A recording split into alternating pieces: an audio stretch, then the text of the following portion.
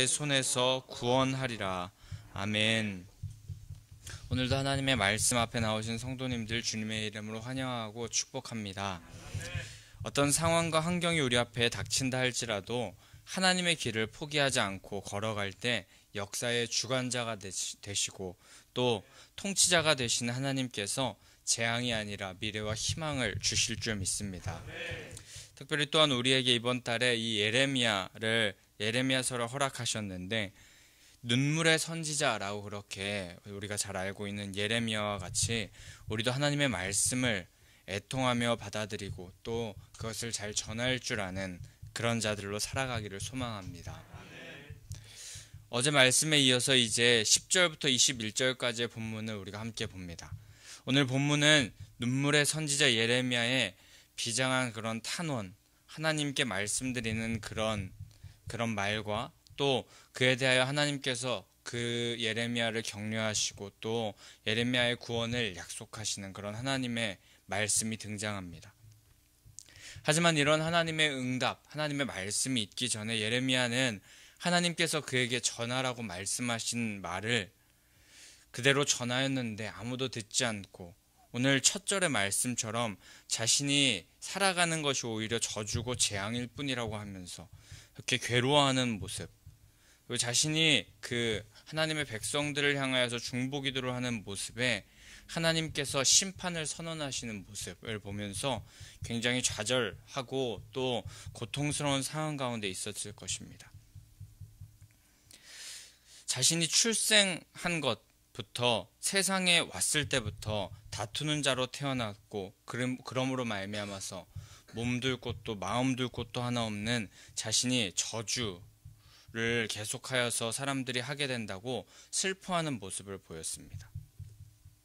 그런데 하나님의 일을 감당하는 데 있어서 그것이 세상이 원하는 소리, 세상이 바라는 소리와 다르기 때문에 많은 이들이 예레미야를 손가락질하고 저주하였고, 이 하나님의 사역을 감당하는 자들이지만 하나님의 기쁜 그 복음을 전달하는 자지만 기쁨과 즐거움이 가득하기보다 외로움과 고독함이 더 느껴진 것이었습니다.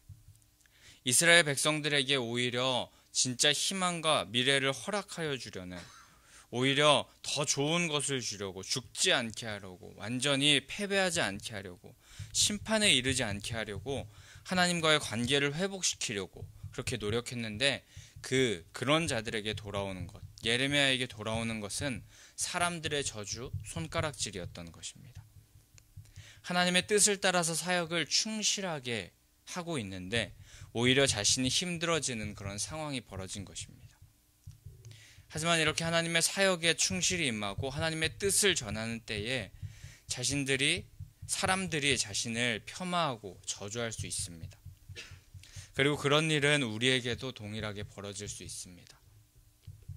코로나 때에 이 그리스도인들이 그 많은 손가락질을 당했습니다. 하지만 베드로전서 4장에 보게 되면 너희를 연단하려고 오는 불시험을 이상한 일 당한 것으로 여기지 말라라고 말씀하십니다. 그리스도의 고난에 참여하는 것으로 즐거워하라고 하셨고, 그 어려움과 시련이 하나님께서 우리를 더 하나님의 자녀로 만들어주기 위한 연단의 시간이라고 말씀하십니다. 그의 영광을 나타내실 때 너희로 즐거워하고 기뻐하게 하려 하신다고 말씀하십니다. 또한 요한일서 3장 13절에 보면 세상이 너희를 미워하여도 이상히 여기지 말라고 하십니다. 그것을 당연히 받아들이라는 것입니다. 그리고 그저 하나님께서는 그 하나님의 마음을 품으며 사랑하라고 하십니다. 그리스도인으로서 부름받은 우리는 세상의 그런 방향, 결과 다른 쪽으로 살아갈 수밖에 없습니다. 그렇게 우리가 당하는 고난에 이상히 여기지 말고 끝까지 주님의 영광에 참여하는 하나님의 길을 따라가는 성도님들 되시기를 소망합니다. 허나 하나님은 이렇게 계속하여서 세상이 우리를 어렵게 하고 힘들게 하고 낙심케 하는 그런 상황 가운데 있는 자들, 하나님의 그런 자녀들에게 격려하시는 분이십니다. 깊은 외로움과 절망 속에 어려움을 토로하는 이 예레미야에게 하나님은 진실로 너를 강하게 할 것이요 복을 받게 할 것이요 예레미야의 입에 주신 하나님의 말씀이 반드시 이루어지고 결코 무시할 수 없는 존귀한 사람이 되게 하실 것이라고 말씀하십니다. 하나님의 사명을 감당하다가 탄식하고 또 외로움의 좌절 속에 있는 그런 예레미야에게 하나님은 다른 것이 아니라 세상의 어떤 부귀영화가 아니라 하나님의 말씀으로 또 사명을 다시 기억하게 함으로 그를 위로해 주시고 그를 격려하고 계시는 모습을 우리가 말씀을 통하여 보게 됩니다. 우리도 하나님의 사명을 감당하는 데 있어서 지치고 힘들 때가 있는 것 같습니다. 그럴 때일수록 우리는 오늘 예레미야서에서 나온 하나님의 말씀을 기억하면서 다른 것에서 위로를 받으려 하지 말고 하나님의 말씀으로 돌아가야 할 줄 믿습니다. 그때가 하나님의 사명을 다시 기억할 때이며 그로 인하여서 힘을 얻게 되는 때인 줄 믿습니다. 하나님으로부터 오는 것 이외에 우리에게 힘이 될 수 있는 것은 없습니다. 하나님은 예레미야 선지자에게 말씀하신 그 말씀을 그대로 이루시는 그런 하나님이십니다. 자신들의 죄악은 생각하지 않고 오히려 하나님의 심판의 메시지를 전하는 선지자를 조롱하고 또 저주하는 자들을 하나님께서는 오히려 심판하십니다. 12절부터 14절까지 북방의 바벨론의 그 철과 노스로 재산과 부물이 탈취되고 또 포로로 붙잡히면서 맹렬한 진노의 불로 이스라엘 백성들을 심판하실 거라고 말씀하십니다. 하나님 앞에 죄악된 모습에 그 모습으로 말미암아 더 나아가서 그 심판의 말씀조차 하나님의 말씀조차 무시하였던 그 백성들을 향한 진노가 너무나도 컸고 15장 6절의 말씀에서는 우리가 어제 보았듯이 하나님께서 지쳤다 하실 정도로 그들의 죄는 도가 너무나도 지나쳤습니다. 예레미야는 그런 하나님의 뜻에 너무나도 외롭고 고통스럽고 힘들었습니다. 민족에게 바벨론에게 그 북방에게 항복하라고 외치는 그런 선포를 해야 됐고 결국 하나님의 심판이 이를 것이라고 그 민족들에게 말하는 것은 너무나도 힘든 것이었습니다. 하지만 이때 이 고통의 순간에 하나님의 말씀 앞에 예레미야는 거하였고 또 이 고통과 애통의 그 심정, 감정을 자신 안에 두지 않고 정직하게 하나님 앞에 가지고 나아왔습니다. 그리고 15절에 그가 고백하기를 주의 이름으로 일컬음을 받은 자신이 하나님으로 당하는 박해와 치욕에 대하여서 처리하여 달라 그렇게 말하고 있습니다. 이와 같이 15절부터 18절까지 겉으로 보기에 하나님 앞에 자신의 감정을 그대로 토로하면서 개인적으로 자신을 힘들게 하는 사람들을 복수하여 달라고 그런 사람들에 대하여서 좀 처리하여 달라고 하나님께 부탁드리는 것 같지만 이런 하나님께 이런 기도를 드리고 하나님께 부탁하는 것은 죄악으로 가득한 이스라엘 백성들을 향한 거룩한 분노가 그 중심에 있었고 또 여호와의 이름이 여호와의 그 높으신 영광이 땅에 떨어지는 것에 대한 그런 것에 대한 중심의 마음을 가지고 하나님의 그 심정을 헤아리면서 쉽게 말하여 하나님의 복수를 하고 싶었던 것입니다. 하나님의 일을 하다가 어렵고 힘든 상황에 놓일 때 우리는 이 말씀을 보면서 어떻게 해야 할지 오늘 예레미야 선지자가 잘 보여주고 있습니다. 우리의 고통과 상처를 치유하시고 또 생수의 근원이 되셔서 은혜의 손길을 베풀어 주시는 분은 하나님이시라는 것을 우리는 항상 믿으며 어떻게든 주님 앞으로 나아가야 할 줄 믿습니다. 그리고 하나님 앞에 분노와 고통의 동기가 바로 내 마음속에서 내 중심에서 내가 원하는 대로 되지 않아서 되는 것이 그 동기가 되는 것이 아니라 하나님 앞에 하나님으로 말미암아 하나님의 그 영광이 땅에 떨어지는 것, 그 거룩한 분노가 그 하나님 이 세상을 살아갈 때 어떤 일을 행할 때 그 동기가 모두 그 하나님으로 말미암은 동기가 되어야 한다고 말씀하고 계십니다. 예레미야 선지자는 그 외로움과 고통의 동기가 자신의 힘듦, 어려움에 있지 않았고 자신 안에 무언가 채워지지 않음에 있었던 것이 아니라 바로 거룩한 하나님의 사명을 감당하면서 하나님의 그 이름, 하나님의 영광이 땅에 떨어지는 그런 거룩한 분노에 그의 모든 동기가 있었던 것입니다. 이 모습을 보면서 우리의 고통과 외로움은 어디서 오는지 먼저 한번 생각해 봐야 할 것입니다. 그저 세상에서 돈과 물질, 명예, 내 안에 채워지지 않는 어떤 무언가로 인하여서 고통과 슬픔이 우리 가운데 찾아옵니까? 원하기는 우리의 고통과 아픔의 감정, 슬픔의 감정, 모든 감정조차 모두 하나님으로 인한 것이 되기를 소망합니다. 그리고 그 감정들이 모두 하나님의 영광을 위한 것이 되어서 우리의 모든 생각 또 상황과 환경을 통하여서 하나님을 찾고 거룩을 위하여서 살아가기를 간절히 구하는 성도님들 되시기를 소망합니다. 이런 사람은 하나님을 향한 구원의 확신 그리고 하나님을 향한 신뢰가 넘쳐나는 사람일 것이며 또 하나님의 은혜를 매일매일 갈망할 수밖에 없는 사람입니다. 그리고 하나님의 거룩과 영광을 위하여서 고통하고 외로워하며 신음하는 자는 결국 그 하나님께서 다시 일으켜 세우시기에 이 세상 가운데 지고 또 오늘 말씀에서 예레미야가 저주를 계속하여서 받는다고 할지라도 그 세상 가운데 넉넉히 이기는 사람이 될 줄 믿습니다. 19절부터는 하나님께서 예레미야에게 이런 하나님의 사명을 감당하느라 받는 고통과 애통 그런 모습을 보시고 그의 기도를 들으시고 다시 말씀하여 주십니다. 내가 만일 돌아오면 내가 너를 다시 이끌어 내 앞에 세울 것이며 헛된 것을 버리고 귀한 것을 말하면 나의 입이 되게 하겠다고 그렇게 말씀하십니다.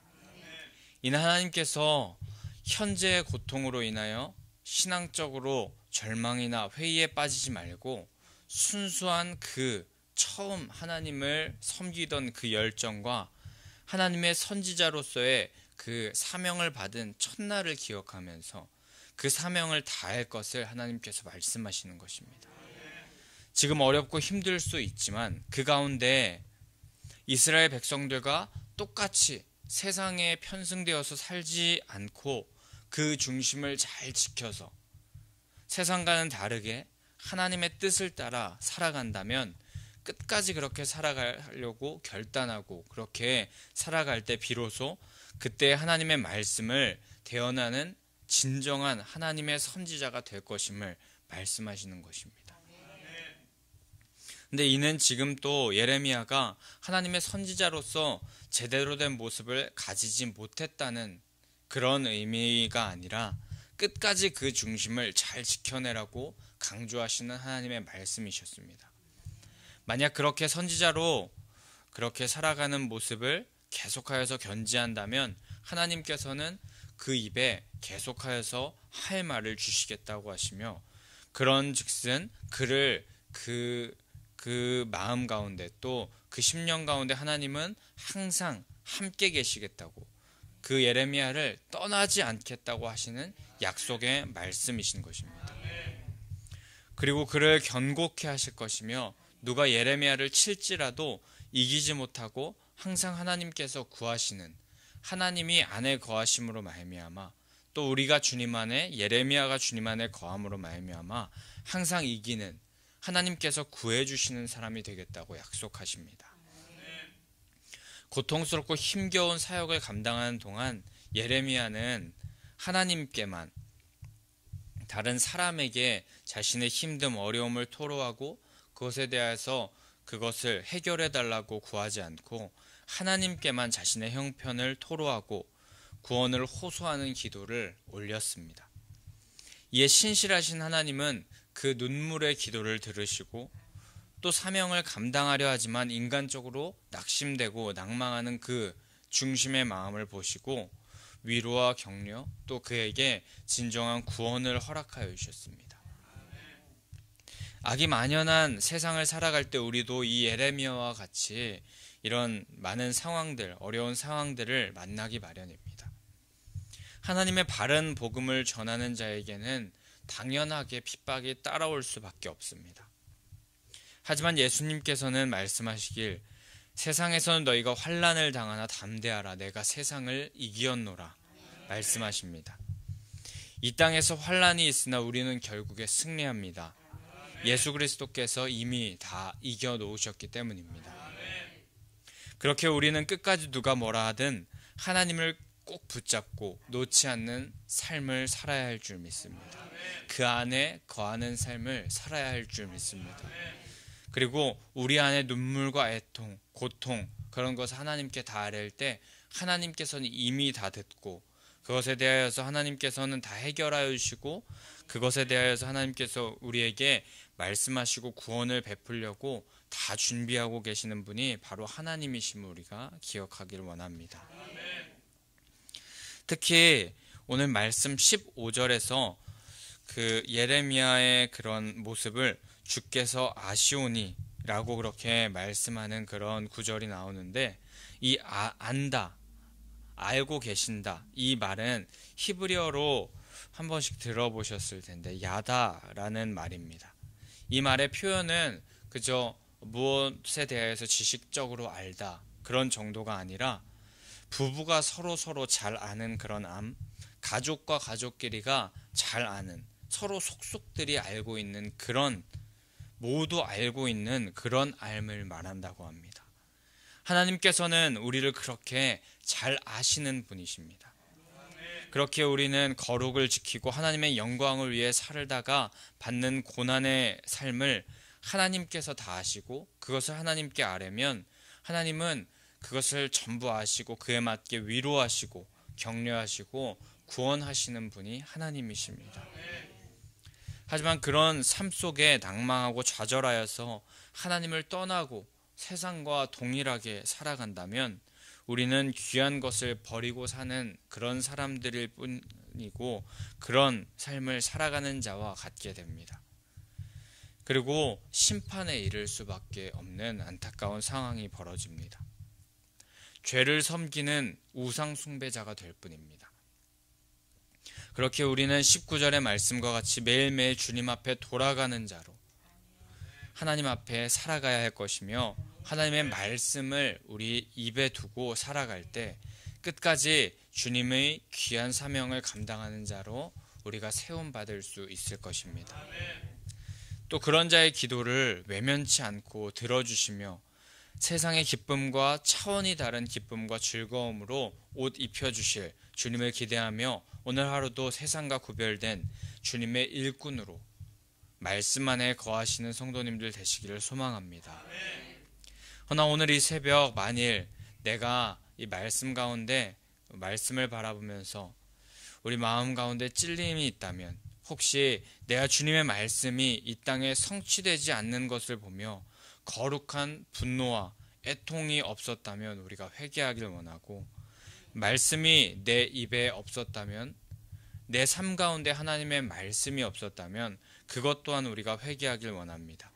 또 세상의 것이 좋아서 세상의 모습을 더 닮아가려고 또 돌아가려고 했던 우리의 마음 가운데 아주 작은 것이라도 있었다면 회개하여서 다시금 끝까지 주님께 나아가면서 끝까지 주님만 붙들면서 영원한 기쁨과 구원을 누리는 성도님들 되시기를 소망합니다. 회개와 돌이킴 그리고 말씀 안에 거하는 것만이 우리를 살게 할 줄 믿습니다. 오늘 이 새벽의 시간 그 진리를 마음껏 살아내기를 결단하시고 또 누리시면서 하나님 안에서 진정한 기쁨, 만족을 누리게 되는 성도님들 되시기를 소망하고 축복합니다. 우리 그럼 이 시간에 함께 461장 찬송하신 후에 기도하며 나아가도록 하겠습니다.